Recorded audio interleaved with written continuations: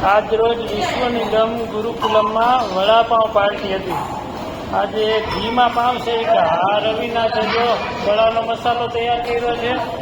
આ છોકરાઓ બધાએ ખૂબ મહેનત કરી છે અને ખૂબ મહેનતથી પાછા વડાપાઉં ખાય છે।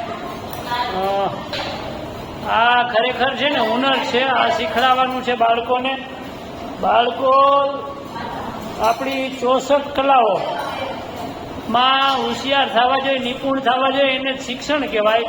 અને એ શિક્ષણ અહીંયા ગુરુકુલમમાં આપવામાં આવે છે। જો બાળકો પોતે પીરસે છે, લે પણ છે અને ખાય પણ છે, અને ધરાઈને ખાય છે એમ બાજુ ધરાઈને કામ પણ કરે છે। એવું નથી કે ભાઈ બીજા કોઈક બનાવે ને પોતે ખાય। અહીંયા પોતે જ બનાવે છે, પોતે જ ખાય છે।